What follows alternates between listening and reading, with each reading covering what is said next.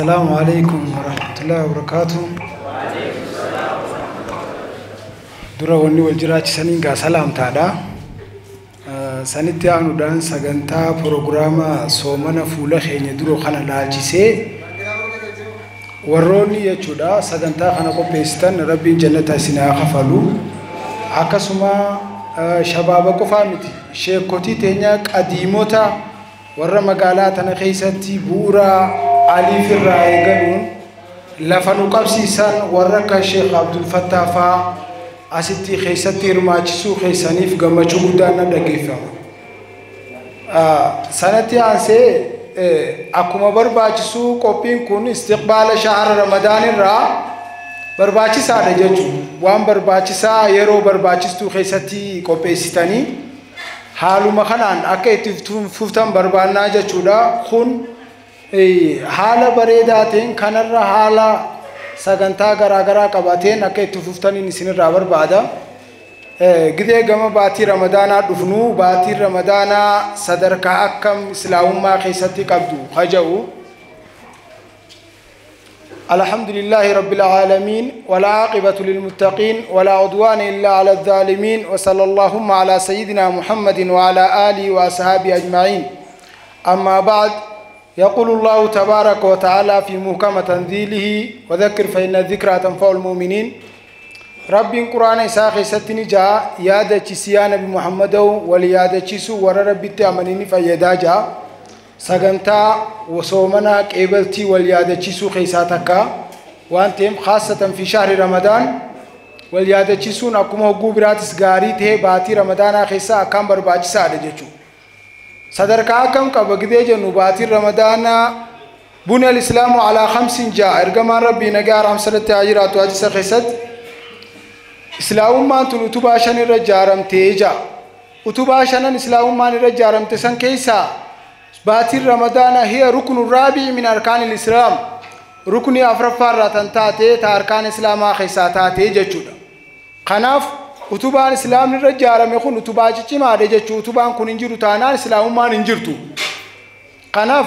باتي رمضان باتي جبدو ركن أفرفار راتاتي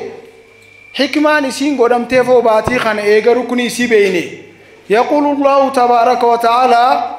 ربنا كان جاء قرآن إساخستي يا أيها الذين آمنوا كتب عليكم الصيام كما كتب على الذين من قبلكم لعلكم تتقون يا ور رب ندقوم ستن كتب عليكم الصيام باتي رمضان إسنرتي دركما تاتجرت أي فرض عليكم إسنرت دركما تاتجرت كما كتب على الذين من قبلكم إسن قفامتي أكما ور إسن درارت دركما تاترت إسنرت دركما تاتجرتي مالي حكمان دركما تهودا خن سومني مالي وني دركما أمة مسلمة رته برباج سف لعلكم تتقون وني جبدون باتي رمضان راقبة لعلكم تتقون أكسودا ربي خيسورة يجولا شهر رمضان شهر رياضة النفوس باتي رمضان باتي لبوتنا خيس عبادات لينجسن باتي لينجي خيس فدتن خناف باتي رمضان خنا خيسا لينجي برباچ سفودا چودان اف قوبيسو دندهودا قبنا عملوت توكو خباتي قد تكن ايغا سومن دبريو جادباني اس نور اركم جيران خانوت للاك مني جيران عملوت تكنولوجي راي غلي عملوت قام خينيا راي غلي وانت كتكا تن سومنوت خينيا سواب سومنا نجلا ايرسو دنداني في تقوا برباچسن اكن اركم نغودن سن في الرأي جودان عمل خينيا تك عمل حكم قبنا جنة إف مدالة إف غافنة عملوتا سومن نجلا بالله سودان دان خان سينكي تقوى خنباتي رمضان الرا سينكي فتشوك أبنو سن نجلا هنكي سودان دان عملوتا تكو إف الرادي سودان الدباسنة باتي رمضان كبلو ركبنا جچودا خيسافو شبابني حالة تكو أمان تنا حالة حواسم ما خيسا خد على جرا سومني أكما بكمو هالكن كاترابو لودان غيا رفاو لونميتي خندبر فم سومنا ربي نسكاسي متي خنو راجالتو وان سومنا أجري سومنا نمر راير سنكيسا صلاة جماعة فادا بودا جچو يوني في صلاة الجماعة إنك باني سومنو مان كيتو صدر كان سامال تا غبوات دي مجچو يو هالكن كاترو مبولي guyyaa guutuu rafaa ollee haftirumaaf lafaa kaane soomanni keenya shakkii keessa jira jechuudha. Haalota akkanaa kana jala haa keessaa baanu jechuudha. Lammaffaa haala teknooloojii ammaa TikTok marree waan jaanii waan shabaabni irratti ol deemaa oolu tana keessaayis bifuma al-iqtisaad jiddu magalatti silaa yaanee barbaachisaadha jechuudha. Hedduu namni famous waan jaaniin takkaa jiraan afaan kunillee maal jechuu naa galuu ni dide. Maaliif uummanni kun teknooloojii tana irratti ol deddeema gidee jaan itti famasuu fi jaan what is a famous waan jedhu afaan ingiliffaallee beeku definition isaan hangalle keessa jechuun maaliif akka namni chirratti wal fifitu namni hedduu wal fifitaa bari chirratti waan kanarraa namni yoo garsiifannaa yoo maal ta'e malee waan ibaadaa nama jalaa balleessu keessa takka haala barbaadametti namni haala danda'u ganda keessa jiruu fi naannoo keessa jiru jiratti illee haasocha'u gaafa ganda keessa jiru keessatti bu'aa buusuu eegale gara alamaatti cihaaba'u osoo gandaa fi ollaa keessa jiru keessattuu